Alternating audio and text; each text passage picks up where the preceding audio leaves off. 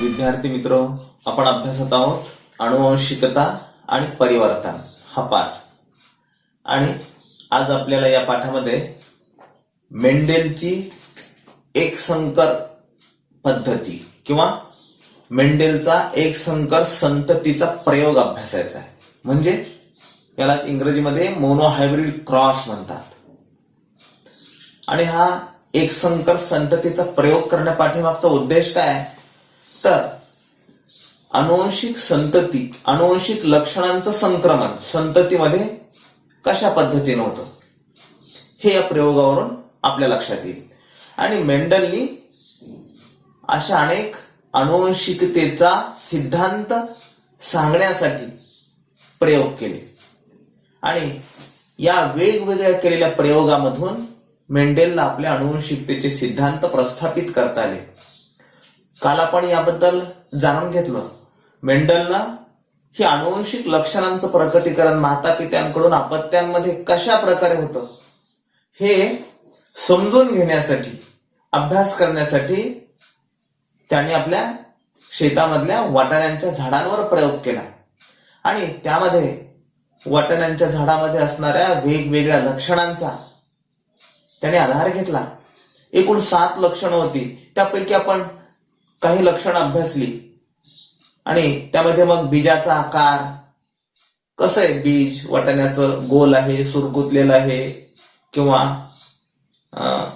त्याचा रंग कसा आहे, पिवळा आहे, हिरो आहे, शेंगेचा आकार कसा आहे, पूर्ण भरलेले आहे का चपटे आहे, फुलं कुठे येतात, कक्षी आहेत का अक्षी आहेत, या वेगवेगळ्या लक्षणांच्या आधारे त्याने एका लक्षणाला प्रभावी म्हटलं आणि दुसऱ्याला त्याने अप्रभावी म्हटलं. प्रभावी कशासाठी?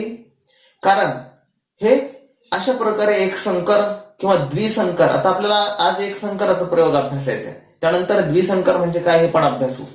हे असे प्रयोग करत असताना त्यांनी संकरासाठी निवडलेलं झाड नेमकं कसं होतं आणि पुढे तयार झालेली झाडं कशी आली यानुसार अगोदरच्या झाडांचे गुणधर्म जर नंतरच्या झाडामध्ये आले असले तर त्याला त्या लक्षणांना त्यांनी प्रभावी असं म्हटलं. म्हणजे संकर घडून येण्यासाठी जर उंच झाड निवडलं असलं आणि एक बुटकं झाड निवडलं असलं आणि पुढे तयार झालेली झाडं जर उंच आली तर मग ती प्रभावी लक्षणं त्याच्यामधली पुढच्या पिढीमध्ये आली. आणि म्हणून त्यांनी प्रभावी, पुढच्या पिढीत येणारी लक्षणं म्हणजे प्रभावी आणि पुढच्या पिढीत न येणारी लक्षणं म्हणजे अप्रभावी, असा त्यानं शब्दप्रयोग त्या लक्षणांसाठी केला. जशी वाटाण्याच्या झाडामध्ये लक्षणं ही निर्धारित केली तशी मानवामध्ये सुद्धा, मानवामध्ये केसांचा रंग काळा आणि कुरळा असेल तर ते प्रभावी लक्षण, दुमडणारी जीभ असेल तर दुमडणारी जीभ म्हणजे प्रभावी लक्षण, अंगावरचे किंवा हातावरचे केस असतील तर ते म्हणजे प्रभावी लक्षण, कानाच्या पाळ्या मोकळे असतील किंवा चिकटलेले असतील, या लक्षणांच्या आधारे प्रभावी आणि अप्रभावी लक्षणं निर्धारित केली. कारण हे कधी निर्धारण झालं? प्रयोगांती, प्रयोग करून पाहिल्यानंतर त्यांनी ह्या लक्षणांना, आपण अगोदर अभ्यासले, त्यांना ह्याला प्रभावी म्हणतात, त्याला अप्रभावी म्हणतात. आता नेमके प्रभावी कसे आणि अप्रभावी कसे हा एकसंकराचा प्रयोग अभ्यासल्यानंतर आपल्या लक्षात येईल. मग नेमकं एकसंकर पद्धती किंवा एकसंकराचा प्रयोग म्हणजे काय असतो? मेंडलनं, आपण काल जी लक्षणं वेगवेगळी अभ्यासली, या लक्षणांमध्ये विरुद्ध लक्षण आहे. एक उंच झाड आणि दुसरं खुज झाड, म्हणजे उंच आणि खुज ही विरुद्ध लक्षणांची जोडी. किंवा वाटाण्याच्या बीजाचा आकार, एक गोल बीज आहे आणि दुसरं स्प्रिंकल्ड आहे म्हणजे सुरकुतलेलं आहे, ही विरुद्ध लक्षण आहेत. अशा प्रकारे एकसंकर प्रयोग घडवून आणण्यासाठी मेंडलनं विरुद्ध लक्षणांच्या जोड्यांचा उपयोग केला आणि विरुद्ध लक्षणांची जोडी असणाऱ्या वाटाण्यांच्या 2 झाडांमध्ये संकर घडून आणला. अशा संकराला एकसंकर म्हणतात. बघा काय सांगितलं मी, विरुद्ध लक्षणांची एक जोडी असणाऱ्या वाटाण्याच्या 2 झाडातील संकर म्हणजे एकसंकर. लक्षणं कशी? विरुद्ध लक्षण आणि एक जोडी विरुद्ध लक्षण असणाऱ्या वाटाण्याच्या झाडातील एक जोडी या दोघांचा संकर घडून आणल्यानंतर या संकराला एक संकर पद्धती म्हणतात. आणि एक संकर पद्धतीचा प्रयोग अभ्यासण्यासाठी किंवा या एक संकराचं गुणोत्तर कसं होतं, हा एक संकर गुणोत्तराचा अभ्यास करण्यासाठी ग्रेगर जोहान्स मेंडल यांनी सर्वात प्रथम उंच वाटाण्याची झाडं आणि बुटकी वाटाण्याची झाडं निवडली प्रयोगासाठी.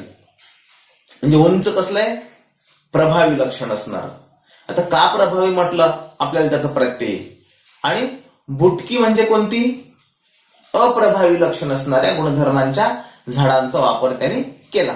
आता यामधून जनक पिढी, याला आता आपल्याला वेगवेगळ्या शब्दांचा देखील अर्थ लक्षात घेणं गरजेचं आहे.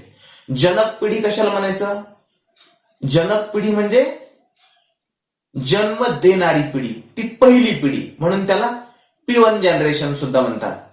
जनक पिढीला P1 हा शब्द, P म्हणजे पॅरेंट आणि पहिली पिढी म्हणून त्याला P1 जनरेशन, जनकाची पिढी किंवा त्याला जनक पिढी म्हणतात. P1 हे अक्षर वापरलं यासाठी या जनकामध्ये त्याने एक उंच झाडं आणि दुसरी बुटकी झाडं अशा दोन प्रकारच्या, म्हणजे कसली लक्षण आहे ती, विरुद्ध लक्षणांच्या, दोन विरुद्ध लक्षणांची जोडी संकरासाठी निवडली. आणि संकरासाठी एक उंच आणि एक बुटकी निवडल्यानंतर याच्यामध्ये प्रभावी उंच होती आणि अप्रभावी बुटकी होती. असे शब्दप्रयोग का बरं केले, कारण या दोघांमध्ये संकर घडून आणल्यानंतर पुढच्या तयार होणाऱ्या पिढीमध्ये जी लक्षणं आली ती जर उंच असतील, उंच लक्षणांना त्यांनी प्रभावी म्हटलं आणि बुटक्या लक्षणांना त्यांनी अप्रभावी, बुटक्या झाडांना अप्रभावी हा शब्द वापरला. कारण पुढच्या पिढीत ते बुटके आलेच नव्हते म्हणून तिथं अप्रभावी वापरला. आणि पुढच्या पिढीमध्ये सगळे झाडं उंच होते म्हणून तिथं प्रभावी. कारण विरुद्ध लक्षणांच्या एक जोडीमध्ये संकर घडून आणल्यानंतर पुढच्या पिढीमध्ये जे आली लक्षणं झाडांची ते सगळे उंच होते म्हणून त्यांनी प्रभावी हा शब्द प्रयोग केला त्यांच्यासाठी. तर जे पुढच्या पिढीमध्ये आलेच नाहीत, कोणते आले नाहीत, आपण बुटके पण वापरले होते आणि उंच पण वापरले होते संकर घडून आणण्यासाठी, परंतु पुढच्या म्हणजे पहिल्या पिढीमध्ये F1 जनरेशन मध्ये, फर्स्ट जनरेशन म्हणून F1 हा शब्द प्रयोग, पुढच्या पिढीमध्ये ती लक्षणच आली नाहीत म्हणून तिथं अप्रभावी हा शब्द प्रयोग केला. आणि हे आपल्या लक्षात येण्यासाठी मेंडलनं एक पेनेट स्क्वेअर, एक चार्ट आहे पेनेट स्क्वेअर चार्ट, त्या पेनेट स्क्वेअर मध्ये हे सगळं पद्धतशीर याची मांडणी केली. आपल्याला ती मांडणी सुद्धा अभ्यासायची आहे. आता नेमकं काय केलं मेंडलनं संकर घडून आणण्यासाठी आणि या सगळ्या प्रयोगावरून त्याच्या काय लक्षात आलं की संक्रमणासाठी या लक्षणांचं संक्रमण कसं होतं आणि संक्रमणासाठी कारणीभूत असणारा घटक कोणता आहे, तर तो जनुक आहे. आणि हे जनुक नेमके कसे असतात आणि कोणत्या जनुकांचं संक्रमण पुढच्या पिढीमध्ये होतं हे आपल्याला या सगळ्या याच्यावरून लक्षात येणार आहे.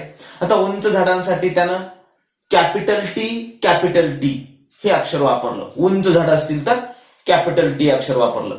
आणि जर बुटकी झाड असतील तर त्याच्यासाठी स्मॉल टी म्हणजे दुसऱ्या बाराखडीमधलं, इंग्रजी दुसऱ्या लिपीमधलं स्मॉल टी हे अक्षर वापरलं. आणि ही जनुकांची जोडी युग्मक म्हणून निवडली निर्मितीच्या वेळी. आणि ज्यावेळेस युग्मकांची निर्मिती झाली, युग्मकांची निर्मिती झाल्यानंतर हे विभक्त झाले. कोण विभक्त झाले, त्यांच्या युग्मकामध्ये जे कॅपिटल टी जोडी नसतात हे गुणसूत्र, आणि म्हणून त्याच्यामधला त्या युग्मकांचं युग्मक निर्मितीच्या वेळी ते वेगवेगळे होतात. आणि हे वेगवेगळे दोन घटक कोणते, मग आपण कॅपिटल टी प्रभावी वापरला होता, नंतर फक्त एक कॅपिटल टी पुढे आला. आणि नंतर स्मॉल टी वापरला असेल तर फक्त स्मॉल टी पुढे आला. म्हणजे हे म्हणून कॅपिटल टी आणि लहान अक्षरामधलं टी हे दोन वेगवेगळ्या प्रकारचे युग्मक तयार होतात. आता ते नेमकं कसं होतं, युग्मक कसे तयार होतात, आता याच्यामध्ये जसं आपण या अगोदर विरुद्ध लक्षणांची जोडी म्हणजे काय किंवा जनक पिढी म्हणजे काय, पहिली पिढी म्हणजे काय या शब्दांबद्दल आपण जाणून घेतलं. जनक पिढी म्हणजे कोणती, जन्म देणारी, आपण विरुद्ध लक्षणांची जी पहिली जोडी वापरणार आहेत संकरासाठी ती म्हणजे जनक पिढी. त्याच्यानंतर तयार झालेली पहिली पिढी म्हणजे त्याला F1 जनरेशन म्हणतात, त्याच्यासाठी अक्षर वापरतात F1. तर आता हे विरुद्ध लक्षणांची जोडी आहे. कोणती लक्षण आहेत? एक उंच आहे, म्हणजे उंच हे त्याचं दिसण्यावरून आपण ठरवलेलं लक्षण आहे. कसं दिसतं? उंच दिसतं. मग दिसतं कसं यासाठी मेंडलने एक शब्द वापरला आणि तो शब्द आहे स्वरूप विधा. आता याच्याकडे जरा लक्ष द्या. तो शब्द कोणता आहे?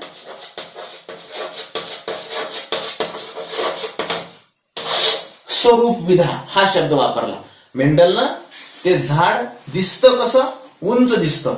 उंच या दिसणाऱ्या लक्षणांसाठी स्वरूप म्हणजे कसं दिसतं यासाठी त्याला स्वरूप विधा हा शब्द वापरला.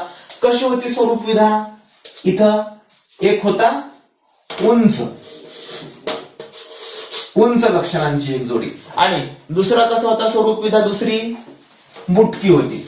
म्हणजे उंच आणि बुटकी ह्या दोन प्रकारची त्याची स्वरूप विधा होती. आता स्वरूप विधा ही दिसण्यावरून ठरवण्यात आली. तर दुसरा एक शब्द आपल्याला आणखीन लक्षात घ्यायचा आहे, तो म्हणजे जनुक विधा.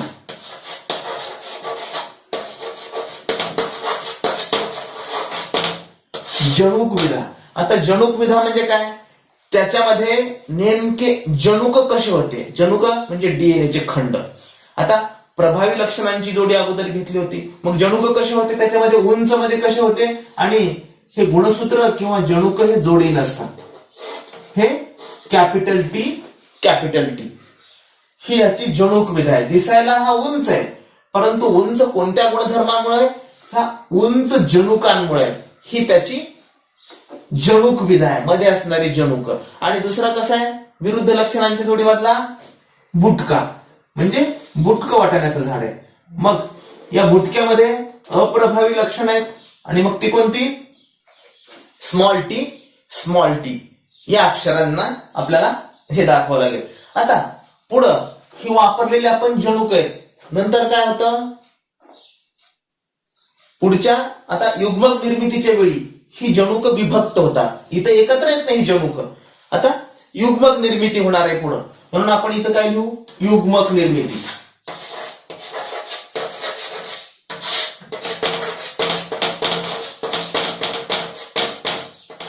या युग्मक निर्मितीच्या वेळी याच्यामधून फक्त हा एक टी पुढे येतो आणि याच्यामधला एक टी. तर दोघांपैकी एक. इथं दोन्ही कॅपिटल टी आहेत, म्हणून एक टी कॅपिटल टी आणि इथं स्मॉल टी एकत्र पुढच्या युग्मक निर्मितीच्या वेळी वेगळा झाला. आणि त्याच्यानंतर तयार होणारी जी पिढी आहे पुढची, याला म्हणतात पहिली पिढी.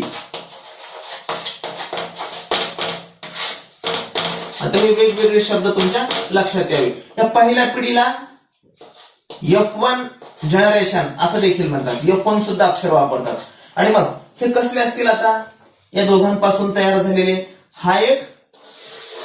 हा कॅपिटल टी आणि हा स्मॉल टी होता, म्हणजे पुढे जे येणार आहे या दोघांचं एकत्रीकरण असेल. आणि या दोघांचं एकत्रीकरण म्हणजे कसं? एक कॅपिटल टी आणि दुसरा स्मॉल टी. म्हणजे यांची स्वरूप विधा कशी आहे बरं?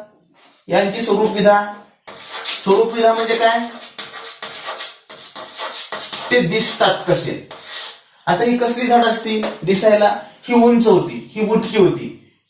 युग्मक निर्मितीच्या वेळी याच्यामधला एक कॅपिटल टी आणि एक स्मॉल टी वेगळा झाला, युग्मक तयार झाली, आणि या दोघांचा परिणाम म्हणून अशा स्वरूप विधेची झाड आली. आणि ही कसली असतील झाडं याच्यामध्ये? आणि प्रभावी जी लक्षण आहेत त्याच प्रकटीकरण होतं. म्हणजे हे दिसायला कसे होते? उंच होते. म्हणजे यांची स्वरूप विधा ही उंच होती. यावरून मेंडलनं काय सांगितलं? हे प्रभावी लक्षणच पुढे आले याच्यामधलं.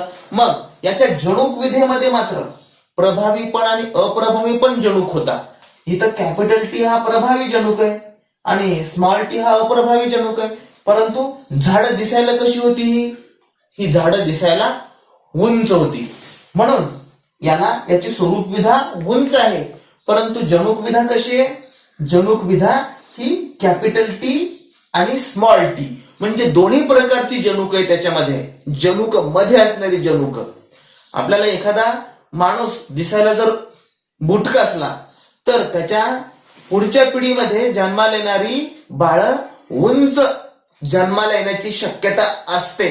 आता कशी शक्यता असते? कारण इथं कसले होते, बुटका गुणधर्म असणारा संकरासाठी विरुद्ध लक्षणांची जोडी निवडून सुद्धा पुढे तयार झालेला उंच झाड तयार झालं.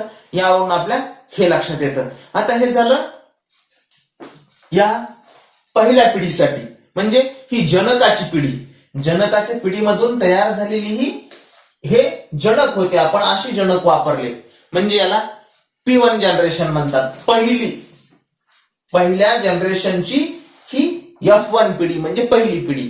आता आपण इथं तयार झालेल्या जर यांचं स्वसंकर घडून आणलं, कसं? हे अशी स्वरूपविधा असणाऱ्या, हे उंच स्वरूपविधा आहे परंतु यांची जनुकविधा कशी आहे? मिश्र प्रकारची आहे. इथं कशी आहे? ही प्रभावी आहेत. इथं प्रभावी उंच होते आणि हे प्रभावी बुटके होते. प्रभावी उंच आणि प्रभावी बुटका यांचा संकर घडून आणल्यानंतर तयार झालेली झाडं ही कसली होती? दिसायला उंच होती परंतु मध्ये जनुक मात्र 2 प्रकारची होती. आता आपल्याला दुसऱ्या जनक पिढीमध्ये काय झालं त्याबद्दल आपण अभ्यासू. दुसरी जनक पिढी. आता दुसऱ्या जनक पिढीमध्ये म्हणजे कोणती पिढी? P2 पिढी. आता ही अगोदरची जी अभ्यासली आपण ती पहिली होती म्हणजे पहिली जनक पिढी. आता दुसऱ्या जनक पिढीमध्ये आता जे तयार झालं होतं त्यांचा संकर घडून आणला म्हणजे जनक पिढी दुसरी. आता त्यांची स्वरूपविधा कशी होती? दुसऱ्या जनक पिढीची स्वरूपविधा हे इथं तयार झालेलं हे दोन्ही उंच होतं म्हणजे दोन्ही उंच होतं. आता ही झाडं इथं तयार झाली ती पहिल्या पिढीमध्ये, पहिल्या जनरेशन मध्ये, पहिल्या पिढीमध्ये तयार झालेली झाडं. आणि मग त्यांचे युग्मक कसे होते? एक होता कॅपिटल टी आणि दुसरा होता स्मॉल टी आणि यांच्यामध्ये स्वसंकर घडून आणला. आता अशाच प्रकारे याच विरुद्ध लक्षणांची जोडी नाही वापरली. इथं तयार झालेल्या पहिल्या पिढीमधला तोच जनुक घेतला, त्याची जनुक विधा एक capital T small T capital T small T. आता इथं जनकांची निर्मिती युग्मकांची निर्मिती कशी होईल? युग्मक निर्मिती तिथं मात्र समान जनुक होते म्हणून एकच युग्मक तयार झाला तो. इथं मग वेगवेगळी युग्मक तयार होतील कारण काय? 2 वेगळे जनुक आहे त्याच्यामध्ये म्हणजे इथं कॅपिटल टी तयार होईल आणि हा स्मॉल टी सुद्धा तयार होईल. इथं युग्मक निर्मितीच्या वेळी हे विभक्त झाले, फक्त कॅपिटल टी आणि स्मॉल टी तयार होईल. अशा प्रकारे हे युग्मक निर्मिती झाली. आता यांच्यामध्ये नेमका या दोघांचा संकर घडून आणल्यानंतर पुढे तयार होणारी झाडं कशी तयार होतात याबद्दल आपल्याला अभ्यासायचंय. आता तुम्हाला अगोदर जे सांगितलं मेंडलनं हे सांगण्यासाठी एक पेनेट स्क्वेअर पद्धती वापरली. आता ती नेमकी पेनेट स्क्वेअर पद्धती आता यांच्यामध्ये संकर घडून आणल्यानंतर ते कसं होतं त्याच्याबद्दल आपण या पेनेट स्क्वेअरच्या माध्यमातून हे लक्षात घेण्याचा थोडा प्रयत्न करू. काय होता तो पेनेट स्क्वेअर? त्यानं असा एक चार्ट केला.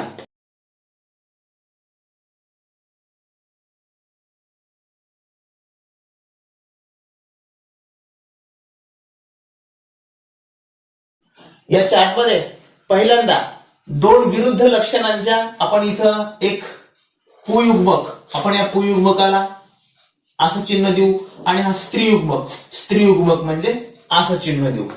अशा प्रकारे तिथं शब्दात लिहिलेलं आहे. इथं पुयुग्मक आणि स्त्रीयुग्मक आणि कोणती त्याच्यामध्ये तयार झालेली युग्मक कोणती होती? एक होता कॅपिटल टी आणि दुसरा होता स्मॉल टी पुयुग्मकाचा. आणि स्त्रीयुग्मकाचा सुद्धा कोणता होता? एक होता कॅपिटल टी आणि दुसरा होता स्मॉल टी स्त्रीयुग्मकाचा सुद्धा. परंतु आता या पेनेट स्क्वेअरच्या माध्यमातून आपल्या लक्षात येईल की इथं तयार होणारा आता ह्या दोघांचा, याचा अर्थ काय? हा कॅपिटल टी आणि हा कॅपिटल टी या दोघांचा संकर झाल्यानंतर जे तयार होईल त्याला इथं लिहायचं. आता ह्याचा संकर घडून आणला म्हणजे हे एक कॅपिटल टी आणि हे एक कॅपिटल टी म्हणजे इथं तयार झालेलं कसलं तयार झालं? हे असं तयार होईल म्हणजे हे कसलं आहे? उंच आहे. त्याच्यानंतर याचा आणि याचा घडून आणला आपण पहिल्याशी अगोदर याचा आणि याचा झाला. आता ह्या कॅपिटल स्मॉल टी आणि कॅपिटल टी या दोघांचा संकर घडून आणला तर इथे लिहिताना आपण सुरुवातीला प्रभावी लक्षण लिहायचं. म्हणजे हे कॅपिटल टी आणि नंतर हे स्मॉल टी. हे झालं याचा याच्यासोबत घडून आणल्यानंतर संकर. आता या स्मॉल टीचा या टी सोबत म्हणजे काय होईल, स्मॉल टी आणि कॅपिटल टी यांचा संकर जर घडून आणला तर काय तयार होईल, कॅपिटल टी अगोदर लिहायचा, कॅपिटल अक्षर अगोदर लिहायचं, प्रभावी लक्षणांना अगोदर लिहायचं. म्हणजे या दोघांचा गुणाकार केला समजा आपण तर हे कॅपिटल टी अगोदर आणि नंतर स्मॉल टी. आता नंतर ह्या टीचा या टी सोबत काय होईल, या दोघांचा गुणाकार केला तर हे दोन्ही स्मॉल टी गुणाकार म्हणायचं नाही परंतु या दोघांचा संकर घडून आणला. आता यांची स्वरूप विधा कशी असेल, हे कसे दिसतील बरं, हे उंच आहेत कारण दोन्ही कसली लक्षणे आहेत त्याच्यामध्ये, प्रभावी आहेत. म्हणजे यांची स्वरूप विधा प्रभावी आहे. हे दिसायला उंच आहेत आणि जणूक दोघांचीही प्रभावी आहेत. हे कसं असेल दिसायला, पुढच्या पिढीमध्ये प्रभावी लक्षणांचं प्रकटीकरण होतं. म्हणजे हे सुद्धा कसं आहे, उंच आहे आणि हे सुद्धा कसं आहे याच्यासारखंच आहे, हे पण उंच आहे आणि हे कसं आहे, हे झाड बुटकं असेल. आता याच्यामध्ये या पेरेट स्क्वेअर मध्ये आपल्याला पहिल्या पिढीत स्वसंकर घडून आणल्यानंतर तयार झालेली पुढच्या 4 झाडांपैकी 3 झाडं कशी दिसत आहेत, ही पण उंच आहे आणि हा एक झाड मात्र बुटकं आहे. म्हणजे F2 पिढीमध्ये आता ती पहिल्या पिढीतल्या झाडांचा आपण स्वसंकर केला आणि आता पुढची तयार होईल ती कसली होईल, दुसरी पिढी म्हणजे F2 जनरेशन म्हटलं याला. आता F2 जनरेशन मध्ये 3 उंच झाले परंतु यांची स्वरूप विधा आणि जणूक विधा कशी आहे, स्वरूप विधा उंच आणि एक बुटका अशी आहे आणि जणूक विधा कशी आहे, हे कसलं उंच आहे परंतु हे प्रभावी उंच आहे. दोन्ही जणूक कशी त्याच्यामध्ये प्रभावी आहेत आणि हे उंच आहे परंतु याच्यामध्ये एक प्रभावी आणि एक अप्रभावी आहे. म्हणजे याच्यामध्ये दबलेला बुटकापणा आहे का नाही, हा गुणधर्म सुद्धा आहे. बुटका हा गुणधर्म उघड झाला नाही, तो मध्ये आहे आणि याच्यामध्ये सुद्धा कसा आहे, एक प्रभावी आणि एक अप्रभावी आणि इथं मात्र हा शुद्ध बुटका आहे. म्हणजे हा शुद्ध उंच म्हणू आपण याला, प्रभावी उंच, हा मिश्र स्वरूपाचा आहे. म्हणजे याच्यामध्ये 3 प्रकारच्या जणूक विधा आपल्याला दिसून येतात. एक प्रभावी समयुग्मनजी, ही कसली आहे, प्रभावी समयुग्मनजी म्हणजे दोन्ही युग्मनज समान आहेत. प्रभावी समयुग्मनजी ही कसली आहे, प्रभावी विषमयुग्मनजी नाही प्रभावी समयुग्मनजी. ही प्रभावी समयुग्मनजी आणि ही अप्रभावी समयुग्मनजी. अप्रभावी आहेत नाही दोन्ही पण म्हणून अप्रभावी समयुग्मनजी. आणि हे तिसरे कसे जणूक विधा, विषमयुग्मनजी. म्हणजे 3 प्रकारच्या जणूक विधा आपल्याला दिसून आल्या आणि स्वरूप विधा मात्र 2 प्रकारच्या. हे उंच आहे आणि 3 उंच आणि 1 बुटका परंतु यांची जणूक विधा मात्र 3 प्रकारची. त्याच्यामध्ये प्रभावी समयुग्मनजी, अप्रभावी, हे कसलंय अप्रभावी पण कसलंय समयुग्मनजी, दोन्ही समान आहेत म्हणून अप्रभावी समयुग्मनजी आणि हे 2 कसले विषमयुग्मनजी. आता याच लक्षणांचं प्रकटीकरण कसं झालं याबद्दल आणखी सविस्तर आपण पुढच्या तासामध्ये अभ्यास